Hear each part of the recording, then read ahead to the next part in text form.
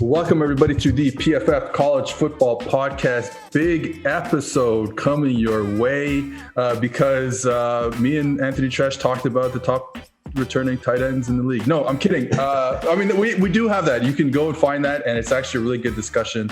Me and Treash talked about the kind of interesting things that we found while writing the College Football Preview magazine that is coming out June 28th that I'm really excited for you guys to read and enjoy. And then we talked about the returning tight ends. But first, before that, me and Diante Lee, who was with me right now, got a chance to talk to an NFL head coach, Brandon Staley of the Los Angeles Chargers. And I think it went very well. I think so, too. I'm sure that the people who have enjoyed the guests that we've brought on and some of the conversations that have been had, we covered basically all of that with somebody who would know that 20 times better than anybody that we've had on or the two of us can say for ourselves. So it was definitely a good conversation, and we got some great answers out of Coach Staley. Life comes full circle because the Herbert guy met the Herbert guy today, right? And so we're trying to repair our image with the Los Angeles Chargers, and I think we did a good job. At the end of his interview, he said that they're great fans of us over with the Chargers, and maybe that's true in the coaching office. I don't know about the social media team. We're definitely trying to rebuild some relationships right now. So just excited to let you guys listen to that, and we'll get into it right now. Joining us now on the PFF College Football Podcast is head coach of the Los Angeles Chargers, Mr. Brandon Staley. Coach, how are you doing? Seth, I'm doing great. Thanks so much for having me. Excited to be with you guys. All right, let's get right into it. I read that you played quarterback at the University of Dayton. So you're on the offensive side of the ball. And then we know you as now a former defensive coordinator, now that you're a head coach. But so I asked this to all the quarterbacks that I have on this podcast, and we'll get it out of the way quickly. If you're stranded on a desert island, you have one concept that you can bring with you. Right, you're playing quarterback. It could be as specific or macro or micro as you want. But what is the concept that you can throw for a completion for a first down? 9 times out of 10. I'm going to be an empty for sure.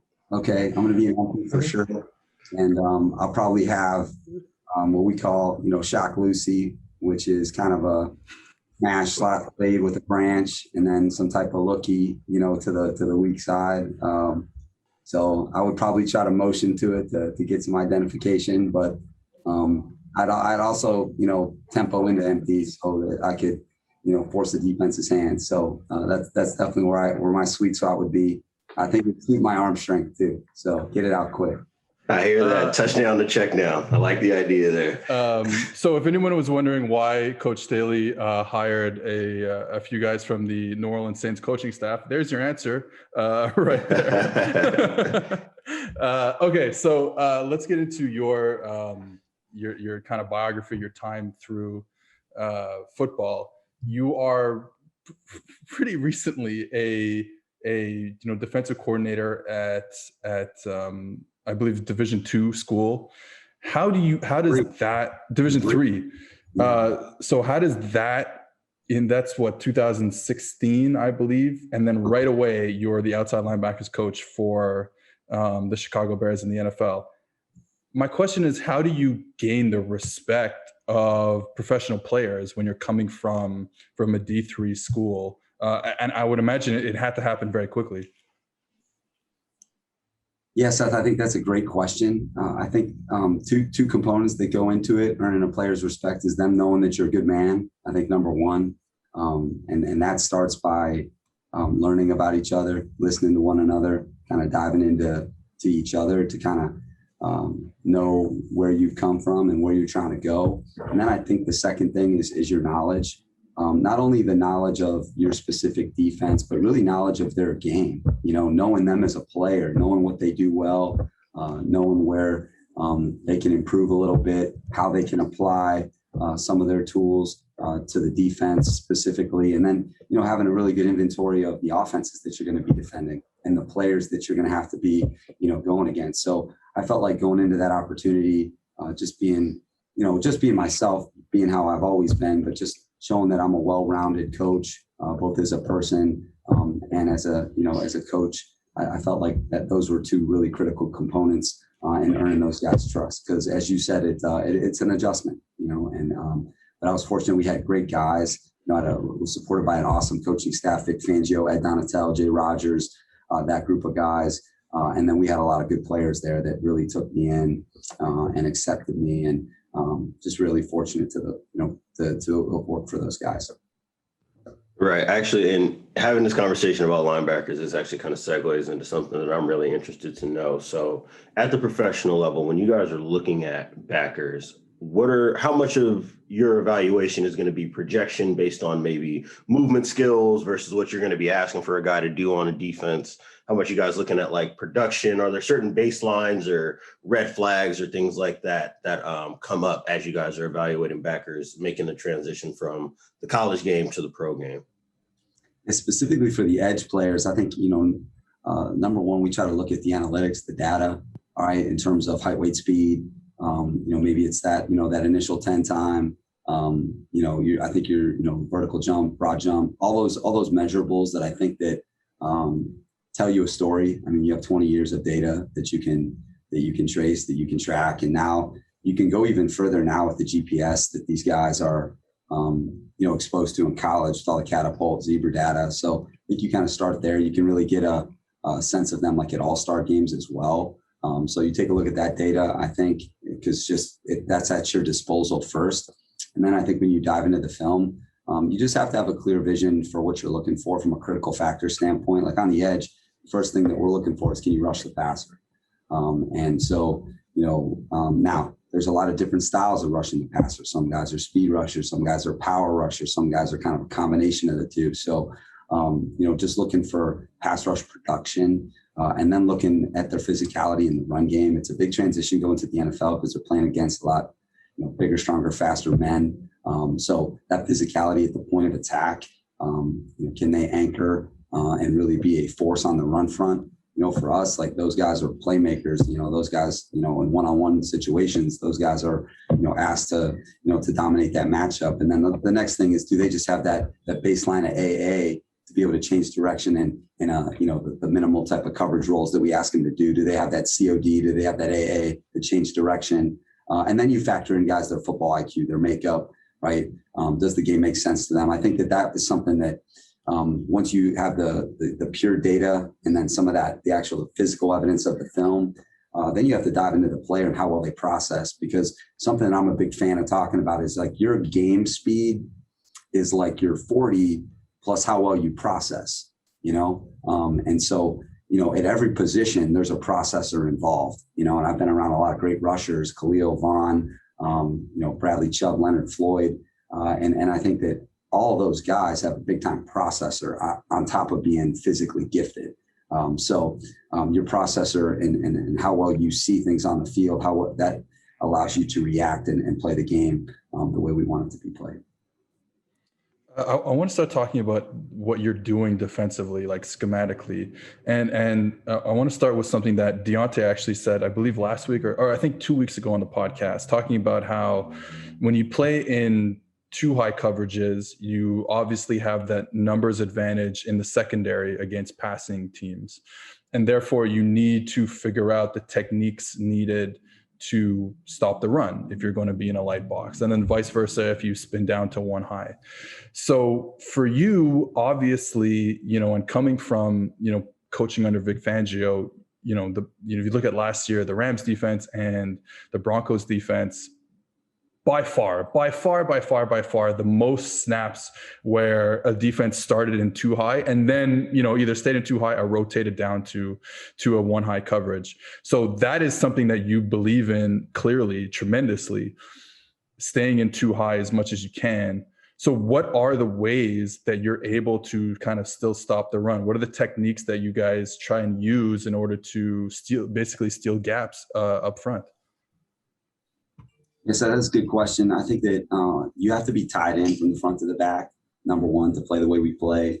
What we really believe in the run game is we don't want runs that hit us directly, because if they hit you directly, then that means that your second and third level players are going to have to be there quickly. And so what you really want is these runs to slow down, so you buy more time for the cavalry to get there. So up front, we ask our guys to be really aggressive on blocks, really physical on blocks. We try to play a gap and a half. We're still coming off the rock. We're definitely not a 2-gap system at all, because that would imply that we're reading, and reacting. We're still coming off the rock, but we're going to try and play gap and a half with all of our guys up front, so that we can create more overlap in the first level. Okay. And then by playing that way, by playing your edges that way, by playing your inside players that way, what it allows your second and third level players to do is, to get there, buy time for them to get there. And then the way we fit the run, we still include, a defender as an 8th defender. He's just coming from depth, whether that is a safety, whether that's a slot defender. So we still associate that person as a fitter. It's just where is he coming from? And we try to change that up, change the math that way, change the rotations, whether we're playing split safety or single safety, so that we can kind of create an advantage of how they identify block and support. I love that answer, and it's something that I actually kind of covered a little bit of what you guys were doing with the Rams before you took over with the Chargers. And I think the most fascinating thing I found was, for lack of a better term, or for the people who are listening, basically using safeties, outside linebackers, your nickel player, just to recreate the classic 3-4-4-3 fronts in terms of run fits. So when you're going through kind of like the week of preparing, or even when you're installing the defense, are there certain body types that you're after? I've mentioned, like Seth said, that there are certain things that you can take care of with personnel, like, having an Aaron Donald obviously does not hurt. And then there are certain things that you have to make up for with your technique within your scheme to make all the pieces tie together. So when you're talking to like your safeties or your nickel about, hey, we're in, 3-3-5 personnel and we're playing like a tight or a bare front, but my expectation is that if flow is coming your way, you're fitting this like you're a Sam Backer, you're fitting this like we're playing 6 buzz or whatever the case may be. What kind of process is that like mentally for the players and for coaches trying to get that across? And at the NFL level, if it's a new information that you're presenting to them, how long typically does it take for guys to kind of buy into it and understand exactly what you're asking them to do? Yeah, Diante, those are all great points. And I think that just really good observations. But I think anytime you're installing something to a player, you have to go through a teaching progression. And that's something that the way we install, the way we organize our system, we take a lot of pride in that, so that you're always building on something conceptually, like, hey, how we fit the run. Are we in 8-man spacing? Are we in 7-man spacing? Are we in what type of front are we in? Are we in some type of 3-down front? Are we in a 4-down front? We try to do that at a high level. And then I think when you're talking about the run game, you always have to start with who has the force, in the run fit. You start with the force, and then you talk about, all right, then the fitters behind the ball. And so we look at it as X's behind the ball, because those X's can change. Okay. Who those people are. And that's what kind of allows us to play as many groupings as we play, is that, hey, we have a run fit concept, but those X's could be a lot of different people depending on what the personnel grouping is. But they understand from a concept standpoint that, hey, I'm going to be one of those guys. And so that's what allows us to play the variety of coverages that we play, but also play the run at a high level, because we've defined it well for them. And then we've gotten them the reps at it. We don't just dabble in a couple things. We make sure that we get them the looks so that they are very certain about where to be. So I think last offseason, I did a pretty relatively big study on quarters coverage, and because I felt like eventually this was going to be, we're coming out of an NFL that was a one high, and certainly show it pre-snap and play it post-snap, right? That's the world that the NFL was in for a long time. And, eventually that's just it's not that it's a bad defense, but eventually that just goes away. And, you felt like quarters type of coverages were going to be a thing of the future. And so when I looked this stuff up and I watched, especially on early downs, third down is a whole different ball game, but especially, first and 10 and, second and medium and stuff like that. One of the things I found was it felt like in the NFL up to let's say last year, that you had your kind of very classic cover 4 defenses where you had your nickel or your Sam was inside the slot receiver and everyone was kind of pushing out into a zone drop. And certainly it was done at a high level, a higher level than I've coached it, but still that's what it felt like. And then I look at you on early downs last year and I see nickels or Sam's outside of the number 2 receiver, kind of bracketing him with the safety.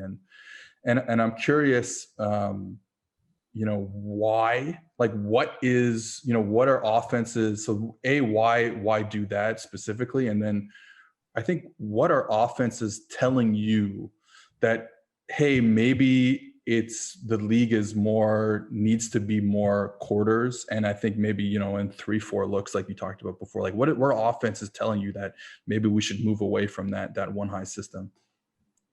I think in single safety, you get more people on islands, and so the more people that are on islands, whether you're playing single safety man or 3D, some version of it, fire zone, there's just more matchups that are available for an offense, and so when there are those islands, then there's more. There's a higher percentage that an explosive play could happen where you're in split safety. You create more overlap. And now, certainly when you're in 3D, you try to get that done, or, man to man, you're trying to, sort of do that. But it's a lot easier to accomplish. You can get more numbers on those 5 eligibles when you're playing split safety. You get more overlap in the pass game and in the run game. And in terms of the RPO game, less people are in conflict for me when you play split safety. And then you can create more vision on the formation, which today I think is really important because of all the motion. There's so much jet motion, orbit motion, solar motion, bolt motion. There's all these fast motions. So the closer you are to the formation, the more things can sneak up on you quickly. Like things are happening, where if you're coming from deeper, you have a better vantage point of how to adjust, within that particular down. So I think that, the game has changed so much that way from a formational standpoint and a motion standpoint. You're just seeing a lot more timely motions, late snap points, and that's forcing these adjustments late in the down. And that's just a lot harder to accomplish in single safety for me. Now you could just say, hey, we're playing man to man, and I got a guy for a guy, but that's a quick way to lose leverage on the formation too. When you're playing man, now you have to run through traffic. Now your edges aren't as secure because you're following a man somewhere. And then that's where the explosive runs happen, or the catch and runs that turn into explosions. So I think that's really what you're seeing is just an adjustment defensively to what is happening offensively. And I think that all that, all those factors that I mentioned sort of factor into that. Yeah, I will say that, this is kind of me as high school coach speaking, and this is a college football podcast. And one of the things when I really started getting to studying defense at the college level, and this ties into Seth's question as well, I think there's a lot of power in placing a nickel outside leverage, even if you're not doing 100% of the time. If you're a diverse multiple defense like yours is, for our college football fans, you think about your Clemsons, your Georgias, your Alabamas, teams that can live in both a middle of field closed and middle of field open world. And the one thing that I like about it is that obviously it disguises up well, ties up well.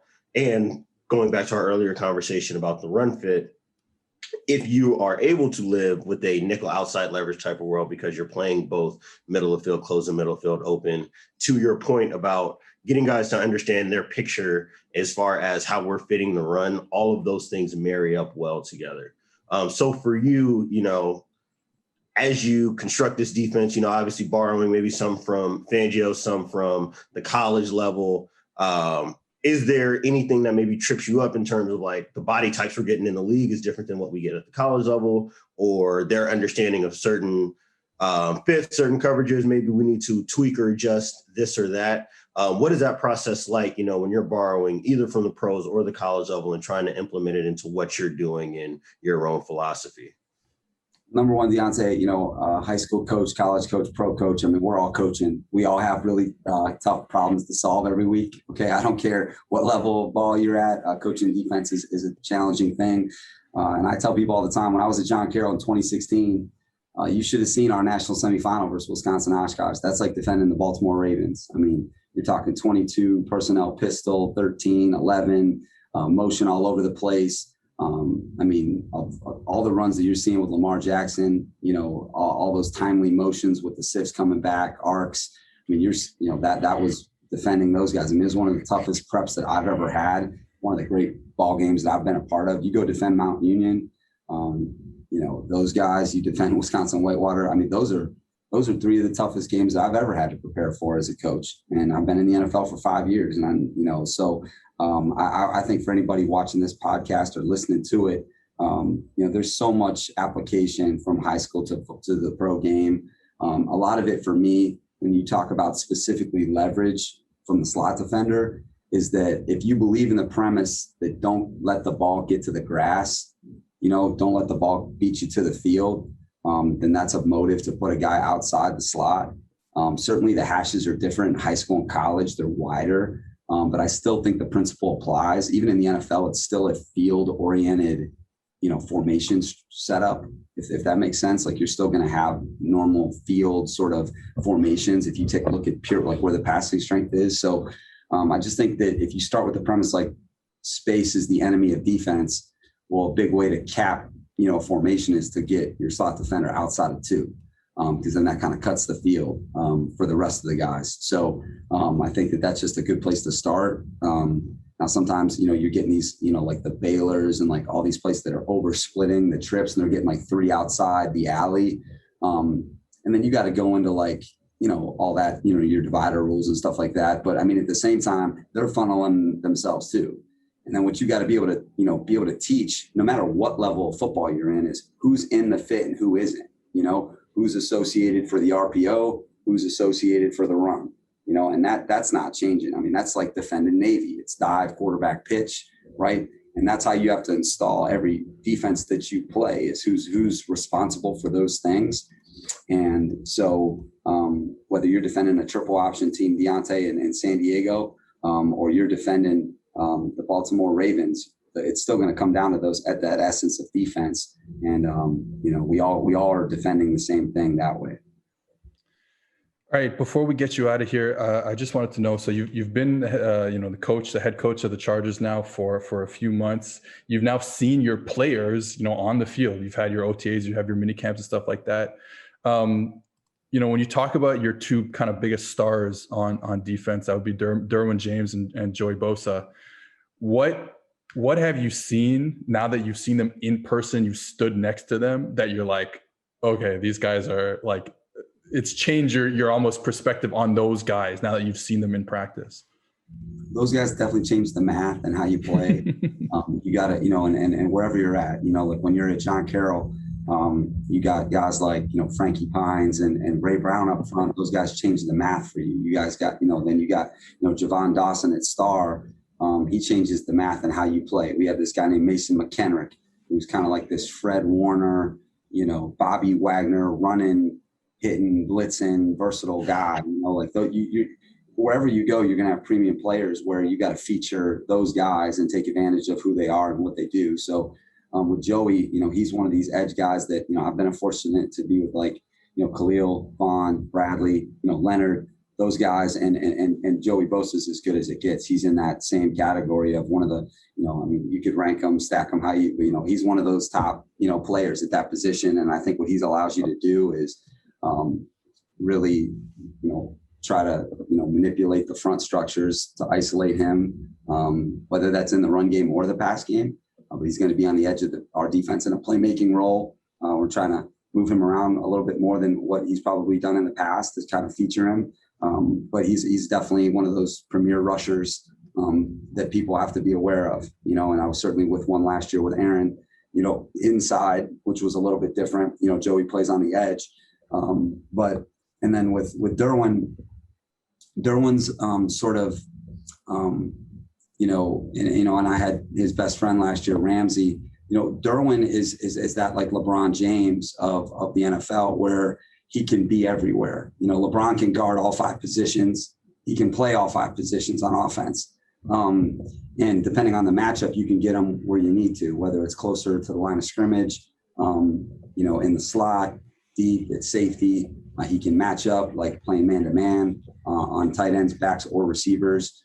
So him being able to be in the middle of your defense, kind of in many roles, we feel like really gives us an advantage because of all the things that he can do in his game, which is support the run, cover the ball, cover and judge the ball in the deep part of the field, and then be able to cover man-to-man in the slot. So he's an outstanding blitzer. So we'll try to feature those guys, within our defense. And it's been fun, like you said, Seth, being in person with them and then, collaborating. I think, Diante, at the high school level, just being able to really connect with your guys and like what they're comfortable with. And that's such an ongoing process. And you really have to work through things in order to get into that comfort zone. And so it's been these last 4 weeks being in person with them. It's been a lot of fun getting to know them and getting them to know us. And then now we still have training camp that we're awfully excited about. And then we'll put that final product on the field, and then how it is, guys, when you get to the beginning of the season, there's still so much that can change. Who we were last year in game 1 against Dallas was a far different team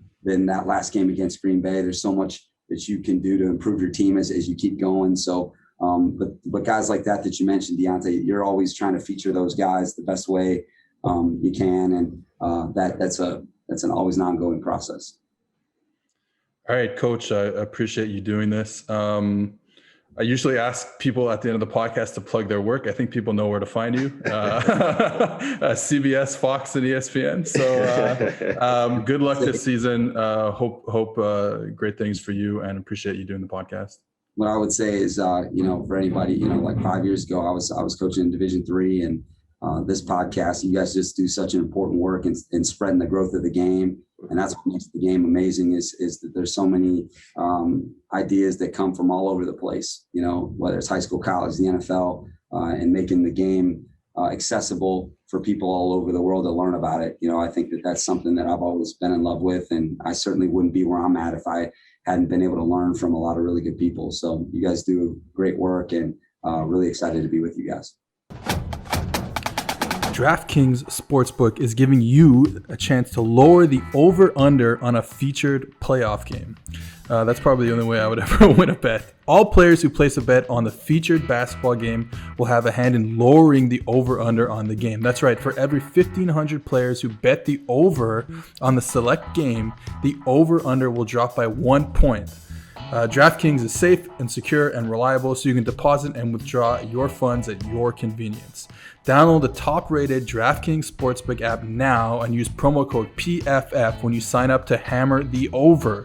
For every 1,500 people that bet the over in the featured game, the line will decrease by 1 point. Yes, this is your chance to improve the odds of the over hitting. So tell your friends and family this is a team effort. Hammer the over and improve your odds of doubling your money. That's promo code PFF for a limited time only at DraftKings Sportsbook. Must be 21 or older. New Jersey, Indiana, Pennsylvania only. Restrictions apply. Max $25 wager, one per customer. Offer ends May 23rd, 2021. See DraftKings.com/sportsbook for details. If you have a gambling problem, call 1-800-GAMBLER or in Indiana, 1-800-9-WITH-IT. In these uncertain times, life is full of questions like, when should I start thinking about life insurance? But however difficult these questions may be, Western and Southern can help you answer them.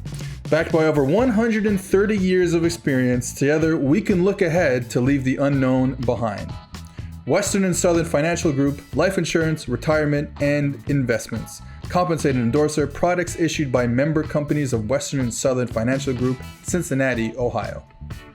I want you guys to remember that if you are listening to this PFF podcast, we have other great podcasts on our PFF Podcast Network, which covers, of course, the NFL, fantasy football, and this show, college. So you can recap the NFL draft with PFF Mike and PFF Austin on 2-for-1 Drafts. Probably one of the best podcasts out there, in my opinion. You can check out Ian Hardett's Fantasy Football Podcast and get a leg up on your league. I'm going to need it next year because I finished very poorly last season in fantasy football. And get all your 2021 betting content with the PFF Forecast, another great podcast. So a lot of podcasts on the network. Make sure you tune into all of them. I now welcome back Anthony Treash to talk about two things. We're going to go over the top returning tight ends in college football, and we are also going to talk about the kind of biggest takeaways or the biggest interesting storylines, I guess, that we found while putting together the College Football Preview Magazine, which is due out June 28th. Mr. Anthony Treash, what's going on?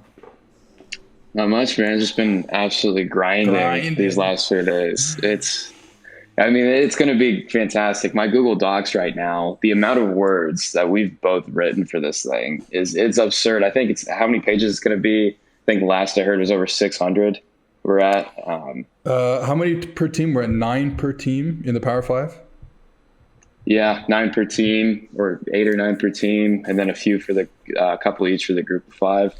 But the amount of data that's in this. That's what I was going to say. I've had dreams. I'm not even kidding you. I've had dreams of players, like writing up players repeatedly. I found myself like walking to the store, to the gym, and I'm like writing up players in my head, like ahead of time. This has been my life, but man, I love it. I can't wait to share everything that we've been working on with the world. Yeah, the data is it's tremendous. Like I'm biased, obviously, but you can't get this information anywhere else, really, at this point with college football. I mean, no one else has this type of stuff that we have access to. So we've kind of tried to synthesize it and give you the important data points, and then watch it ourselves, and then kind of synthesize it in our own words, in a sense.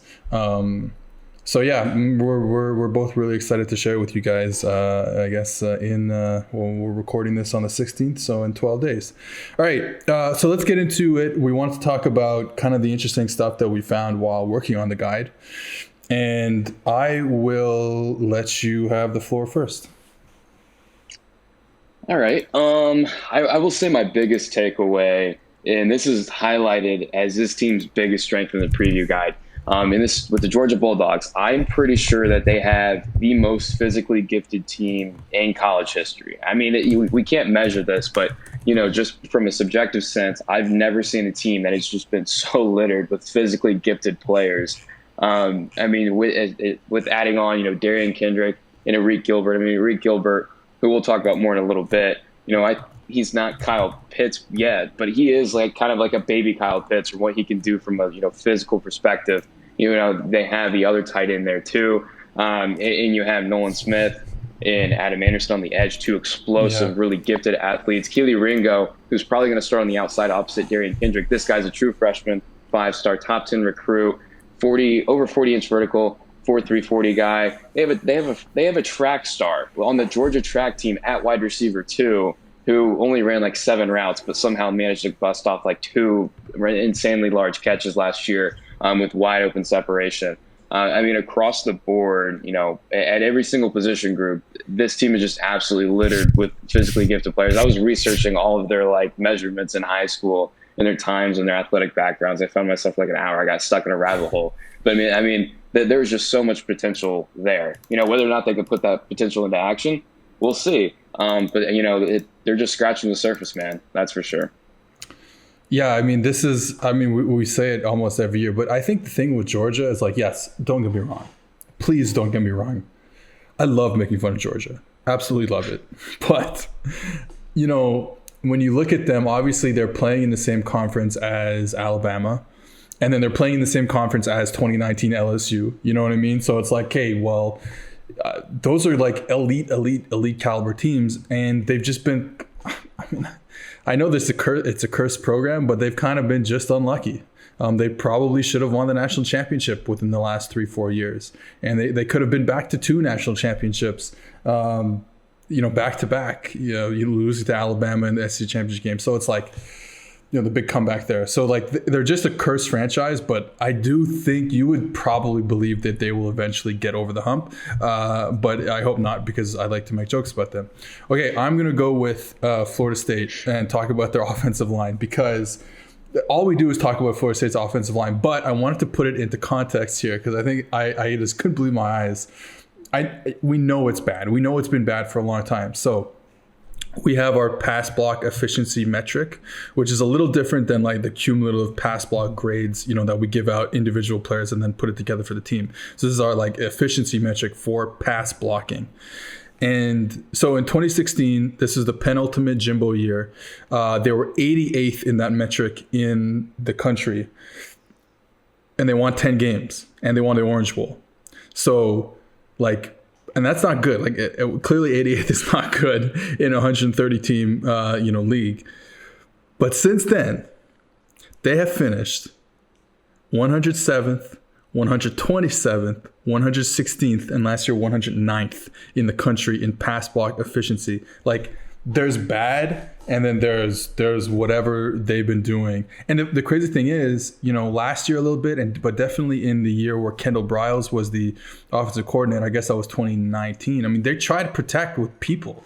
You know what I mean? Like they're not like running some like wide open spread where like they only got the 5 offensive linemen protecting, and it's tough because maybe they don't have the bodies, that the individual talent to hold up, but they're like trying to protect with a bunch of people, and they just still can't. They still can't get anything done. So that's why they threw the bag at Kane Madden. They brought out that fan. I don't even know what it was, that vehicle, the Batmobile or whatever. And then Brian Kelly was out there taking shots at it. But yeah, I mean, I have another one. This one's a little bit more positive vibes only. We're going to the Big Ten in a team that needs some positives because they've been bad for a while. Rutgers, they low-key have a really, really good cornerback unit. And I'm not saying like a really good cornerback unit for Rutgers, like, oh, they may be average this year nationally. No, like this is a legit talented group. I mean, Avery Young leads the group. He struggled back in like 2018, 2019, but he mixed it up in the slot and outside this past season, ended up finishing 7th in coverage grade among all Big Ten cornerbacks. He's a stout run defender, very physical brand of football, great movement skills too. I mean, then they added to a transfer from UNC, who's kind of had an unfortunate career, Patrice Rene, one of the more undervalued transfers in the market. He's 6'3", 205 pounds. From where? He had from North Carolina. North Carolina. He's from Ottawa, Ontario, Canada. I'm sorry, Seth. I'm sorry, Seth. I bet you could name every single player in college football from Canada. Because there's only like 10 of them, so yeah, probably. Exactly. That was a little bit of a shot there. Anyway, the guy tore his ACL back in 2019, but in 2018, he was locking down the side of the field, and he kind of did showcase that, in what we saw from him since the injury. So I think that group right there too. Trey Avery did mention that he also dabbled in the slot and outside too. Been very good in coverage over the last couple of seasons. So that's one of my big takeaways there. I think their cornerback unit is exceptional. And two, I'm going to do another one here. Vanderbilt's receiving unit. If Ken Seals can get his act together this season and make better decisions with the football, I'm not going to say they're going to win some games, but I'm just going to say you were about to, but you paused yourself. I did, because I was like, they're not going to be anything special. They're not going to be like, oh my God, Vandy's a top 25 team. No. But they could be a lot better than a lot of people think. And from a betting perspective, you look at their over-under win total, kind of like that over just because of that high upside with the receiving unit there. And he did show some positive signs a little bit. Considering he was a true freshman. So those are the two units I'm keeping an eye on. Those teams, have not been good as of late, but hopefully the new regimes are turning those two programs around, and those two position groups really stood out to me while I was researching for this thing. Okay, I'm sticking with receivers, and I'm going to say the Miami receiving units. So I was looking up, for all these teams that are running the what I call like the super spreader offense. So like these receivers who are lined up on the sideline and they're just running vertical routes. So like go balls, and back shoulder go balls. Obviously, it's kind of the same route, and end zone fades. So I put those three routes in the system I put it in the system, and it came out that who had the worst cumulative receiving grade in the country last year on those throws, University of Miami receivers. Now there's some change there, but at the same time, it's like even if the exact same receivers came back, you would expect them to be better on those throws, and they're going to be running those plays a lot. I mean, that's a big part of the offense there. So that gives me hope for Miami going forward. I mean, we know the quarterback's there, second year in the system. Obviously the injury doesn't help, but second year in the system, that they'll just get better at that stuff. Like that's just like they won't be last in the country in receiving grade on vertical sideline routes, and on those throws, those make touchdowns. Like vertical sideline routes score you points. So hopeful for Miami next year. And I mean, their offensive line too. I mean, that's a unit right there. That is a good unit. I think people are kind of underestimating it. Devon Donaldson, he's healthy. Got a great interior offensive lineman from UNLV too, from the transfer portal. So I'm definitely bullish on them. This one I'm excited about. I was geeking out over this guy a few days ago when I was watching this Group of 5 team, and I want to go out on a limb and say, I could probably count on one hand how many people that are listening know who this guy actually is. And I'm going to Florida International, tight end, Rivaldo Fairweather. I think this guy's the real deal. He was a true freshman last season, 3-star recruit, very little FBS Division I interest. He just started playing football when he's a junior in high school. So he's raw to the game. He is a raw player. But, he kind of saw some action there towards the end. Ran over 10 routes in his last 2 games, had a 90.8 receiving grade for the year, 3.44 yards per route run. And he showed the size, the strength, the all-around athleticism, and he did not look out of place as a route runner. He looked like he was a well-polished veteran out there, as opposed to a 3-star true freshman that just started playing the game a couple of years ago. With that, I'm kind of excited about what he can do down the road. He's one of my sleeper tight ends. I hope he kind of proves me right here, because I'm kind of putting all my hands in that small sample. But yeah, Rivaldo Fairweather, remember the name, Florida International, because I assume that a lot of people listening have no idea who the hell this guy is. The person you're talking to has no idea who the hell this guy is. So, okay, I have two more on the coaching side. This isn't necessarily like PFF data, but some stuff I thought was interesting. Kansas State. So I think there's an interesting discussion to be made about Chris Kleiman and what he's doing there and what Bill Snyder has built there. So before Bill Snyder became head coach, and now I'm forgetting, I want to say like 89 or 88, maybe 90, they had won 2 games in 3 years. I mean, I know a lot of people know this about Kansas State. They won 2 games in 3 years. And then within 5 years of Bill Snyder becoming head coach, they have 10 top 25 finishes in the next 11 years. So like that's crazy, and they're not a big, like, you go down, and I went back and I went on 247 Sports and I looked at where they are in the recruiting rankings in the Big 12. Like, dude, Kansas recruits better than them. I mean, when we're scraping the bottom of the barrel here, there's the barrel here. There's not a lot of differences, but still, they rank behind their brothers in Kansas a lot of years, and they're still able to produce really good teams. And I think that there's something in the water there in Manhattan that I think that's just a great program that Bill Snyder built there. Obviously had those dip years under Ron Prince, and then they're back to being Kansas State football under Kleiman. So I'm excited to see how they're going. We both think they're going to be an interesting team this year, I think. Yeah, and like Skylar Thompson, I don't think he has like an NFL future. I don't think he would work out well in other systems, but I just think he's in the perfect environment and ecosystem for him. I mean, we talked about it a lot last season when he went down with an injury and they had to put Will Howard out there, and you saw the drop off from production. Those play action passes, man. Skylar Thompson knew what he was doing. 91.5 passing grade on those plays. It wasn't even at the 50th percentile when he had to face, one of those true drop back pass opportunities. So I think with Skylar Thompson back, even with the deficiency at wide receiver, because it's bad, the wide receiver room is not good there. I still think they have a chance to be, an efficient passing offense. And I think that's like the big, discord with Kansas State football, because I know from like a lot of Big 12 guys that I follow, they are all over the place on Kansas State. Some people think they might be in that top half of the conference. Some of them think they're, third to last team or whatever it is. I mean, they're all over the place on them, and understandably so. But, it's just a very interesting, program they have going on there. Okay, and then I'll finish in the ACC with Duke. So I was just thinking about, maybe this is kind of the end of the David Cutcliffe era. And, they weren't good last year. I believe the year before, too, they weren't good. The year they started with Alabama in one of those kickoff classic games. Had some good years with Daniel Jones there. So maybe it's the end, but that he's done a really, really good job putting that program back on solid ground. But the interesting thing when I was looking up is between 1990 and 2007, so 17 years, Duke had 1 winning season and 4 winless seasons. Like that's like entirely a new level of bad.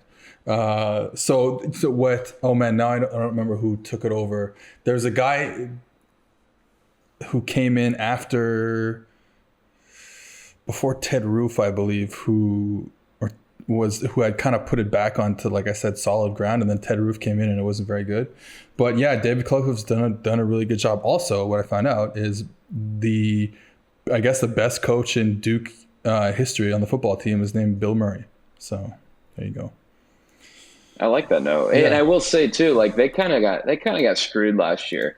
Because, I mean, I don't blame him for, drinking the Kool-Aid and falling for the Chase Bryce, the love story. It looked like it was going to work out. I was a believer because he looked the part when he was at Clemson. And then he just came to Duke, and he did not look anything like he did mop-up time, which is, in hindsight, probably not that big of a surprise. What do we talk about every week, Tony? I know. That's going to be – I need to tattoo that on my arm. Don't fall for the small sample. And here I am hyping up Florida International tight end. Okay, so let's stick with the tight ends. Anyway, my thing with Duke, though, I do think that the offense that he runs that Cutcliffe runs there is just a little outdated, and I think you could get back to being a solid team, winning 7-8 games, something like that, once in a while, a 9-10 win season maybe, if you would just stop trying to like be a cool guy offensive coordinator and like run all these really cool pass concepts and like go empty and run quick game and they be super precise. And I think like I respect that because I love watching precise passing offenses, but like, hey, we're not winning games doing that anymore in college football. All right, so let's get into the tight ends. Well, yeah, I will say I'm concerned with their quarterback situation. Gunnar Holmberg, what we've seen from him, he just I don't know if it was just a fluke or what, but he barely saw the field, but he was seemingly always putting the ball in harm's way, when he was on the field. And with that type of offense, it's looking pretty rough, that's for sure. But yes, tight ends. Yes, tight ends. Here you go. Top 10 returning tight ends in college football, starting with Iowa State's Charlie Kolar. Yeah, I mean, this guy's number one because he's been, right there with Kyle Pitts neck and neck over the last couple of years in PFF receiving grade. I mean, he's not an inline guy, but he's done a good job working mostly out of the slot for Iowa State. He's really good ball skills, good size. He's going to be the focal point in the offense just because the wide receiver room is not as good as what a lot of people really think. And so he's the top guy there. But, the number 2 guy, fully expect him to take it over. And I know he's very near and dear to your heart. Yeah, well, I understand. So number 2, Eric Gilbert, University of Georgia. He's number 1, but you can't put him number 1 yet just because he doesn't have the resume I think that Charlie Kolar has. But this guy is the real deal. I mean, there's no doubt about it. I remember I tweeted after LSU's first game against Mississippi State last year, well, it's over. Put him in the NFL. He doesn't need to play again in this sport. So yeah, he's tremendous, and it's part of what you're saying about Georgia and the incredible athleticism they have at each and every position. I mean, he's not quite, maybe not. I don't want to say he's Kyle Pitts because that he was just on another level, but he's that type of player. So yeah. I mean, yeah, for that same reason why, Darnell Washington, like he didn't make the top 10 spot. But it's also just because he doesn't have the resume yet.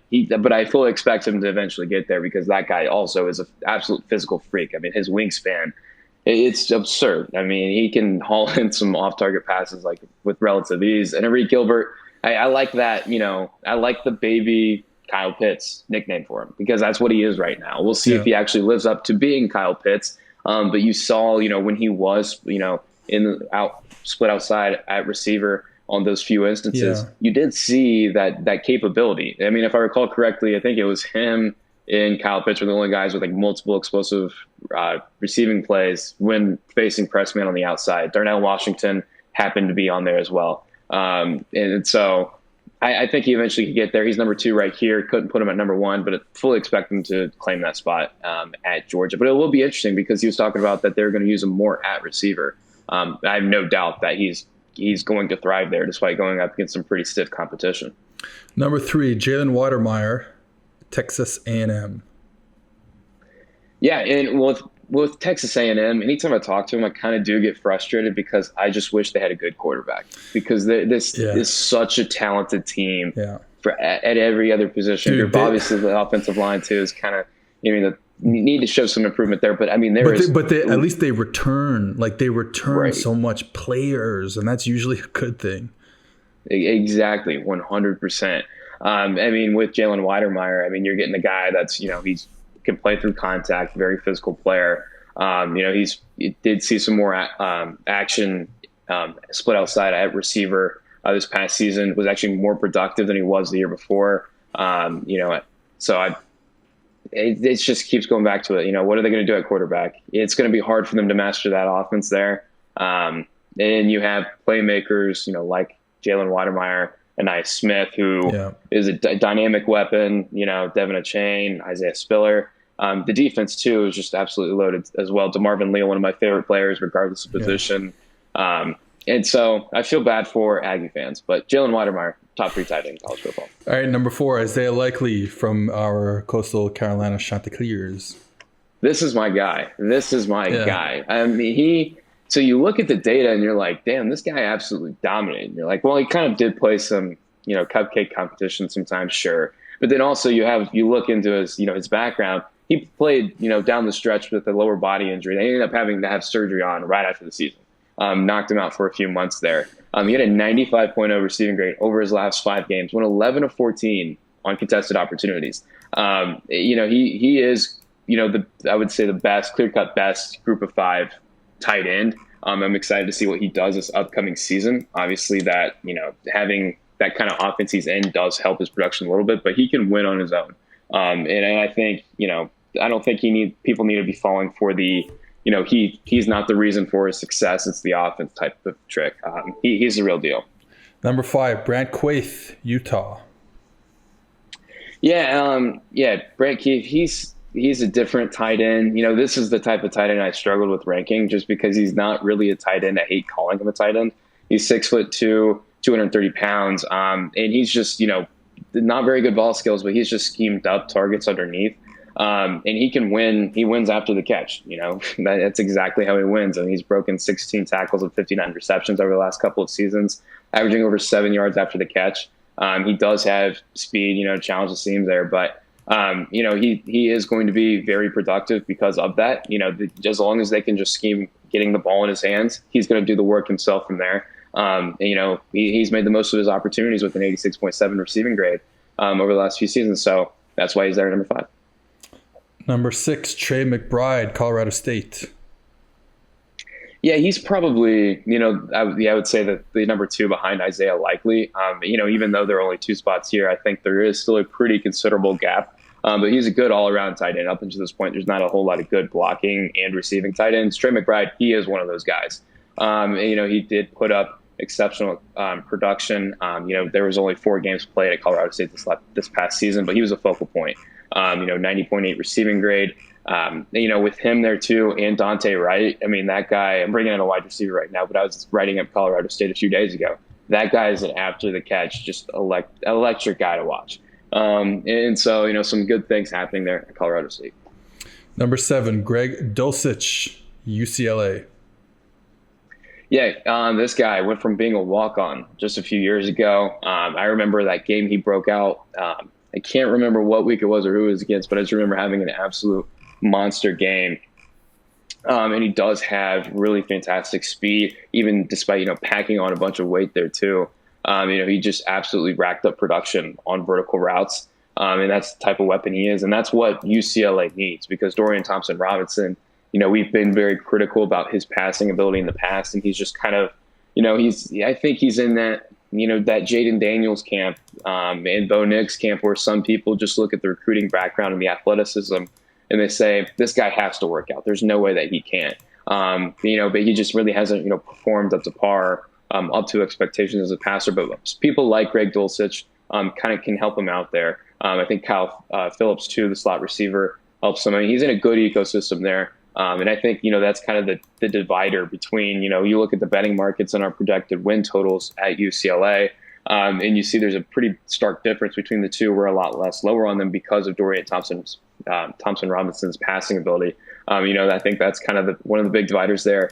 Too, and also Mike Martinez. Didn't put him on here just because we don't really have a lot of production on him. He's not a receiving guy, but that guy made Bruce Feldman's freaks list. He has the most absurd hands I've ever seen. It looks like Andre the Giant.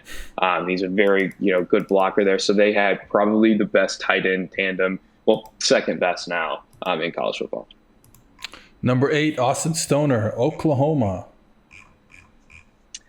He was interesting just because last season, he had an injury. He ended up getting a staph infection. He lost a bunch of weight and made a return for a little bit there towards the end. But when he was on the field, he had an 87.3 receiving grade, one of the most productive guys too.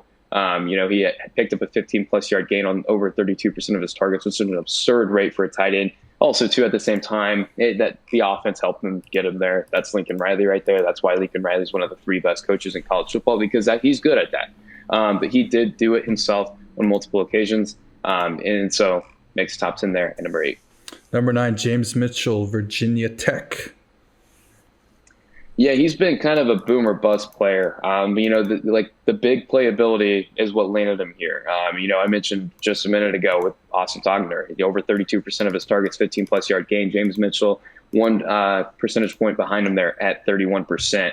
He's been a good, after the catch guy too. 10.7 yards after the catch per reception over the last couple of seasons, over 1.5 yards higher than anyone else in the position over the last couple of years. And so, it's going to be, it was a little bit more consistent from him this past season, just because they moved him more from, lining him up pretty much solely in the slot to more of an inline guy too, splitting reps there. James Mitchell, Virginia Tech has a pretty good receiving unit there in place. I'm excited I'm keeping an eye on Virginia Tech just because they do have some guys there, Trey Turner too, Jermaine Waller, the cornerback, who had an injury plagued last season, but in 2019 opposite Caleb Farley, one of the best cornerbacks in college football, very productive. They have some interesting pieces there. I don't think they're going to make significant noise in the ACC, but I think that's just more of a team that I like to see, like to watch, just because there's certain talented players at specific positions, even though they're probably not going to be, anything special at the end of the day. Last but not least, number 10, Jake Ferguson, University of Wisconsin. Yeah, he's interesting just because, after that true freshman season in 2018, he looked like he was going to be someone like a Charlie Kohler, right? He was eventually going to make his way into being maybe the top tight end in college football. He had incredible production that year, receiving grade above 80.0, redshirt freshman season that was. But he just really never been able to sustain that. But still, at the end of the day, he's been pretty productive. He's been a good tight end over the last few seasons, just hasn't quite been the guy we thought he would end up becoming. But still, cracks the top 10 spot there for Wisconsin. All right, well, there you have it, folks. The top 10 returning tight ends in college football, and our thoughts on the college football season that's about to happen via the college football guide. Yes, and I will say too, Michael Mayer, Notre Dame, he's one to keep an eye on too. That's my guy. I think he'll be on the top 10 of this list next year. Yeah, 100%. That guy, they fed him crossers, and he just made the most of them, right? After the catch there. He's one. Cade Otton of Washington, too. Peyton Hendershot of Indiana. He was great back in 2019, fell off a cliff in 2020. could possibly come back there. Those three guys, as well as Marshawn Ford at Louisville, who's kind of in that Grant Keith camp. He's not really a tight end, but, he's labeled tight end, so we had to go somewhere. So those are some of the other names to keep an eye on.